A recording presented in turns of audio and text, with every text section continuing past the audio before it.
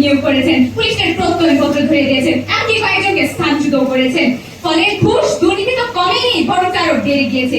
নতুন কর্মীরা ঘুষ দুর্নীতি চাঁদাবাজি শুরু করেছে। এভাবে আপনারা যতবারই সংস্কার করেন না। জুলাই গণ অভ্যুত্থানের বর্ষপূর্তি উপলক্ষে শেরপুর প্রেস ক্লাবের উদ্যোগে 3 দিনব্যাপী নানা কর্মসূচির অংশ হিসেবে বিতর্ক প্রতিযোগিতা অনুষ্ঠিত হয়।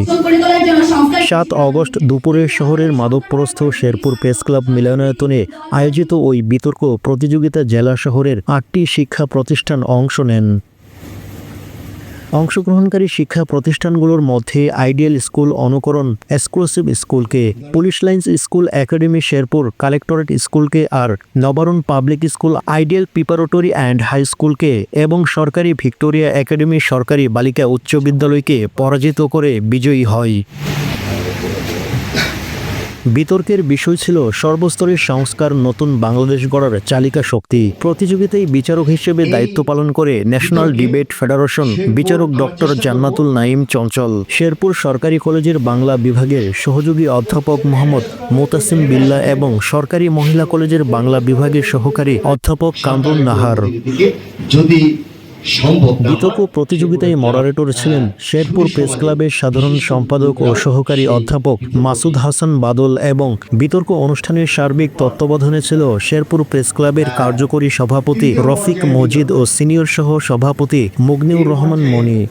এছাড়া প্রেস ক্লাবের সাংগঠনিক সম্পাদক আবু হানিফ, যুগ্ম সাধারণ সম্পাদক মহিউদ্দিন সুহেল, কোষাধ্যক্ষ জুবাইদুল ইসলাম, দপ্তর সম্পাদক নাঈম ইসলাম, ক্রীড়া সম্পাদক মনিরুজ্জামান রিপন, নির্বাহী সদস্য কাজী মাসুদ হুসাইন, আহমদ মোল্লা মামুন, সাংবাদিক সুলতান আহমেদ ময়না সহ বিভিন্ন শিক্ষা প্রতিষ্ঠানের শিক্ষক, অভিভাবক ও শিক্ষার্থীরা উপস্থিত ছিলেন।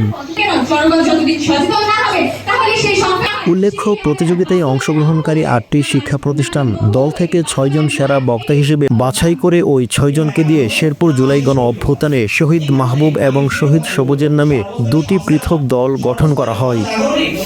সেরা বক্তাদের মধ্যে শহীদ মাহবুব দলে রয়েছে অর্থী মালিহা এবং মৌনতা ও শহীদ সবুজ দলে রয়েছে আল নাহিয়ান স্নেহ ও সিনহা।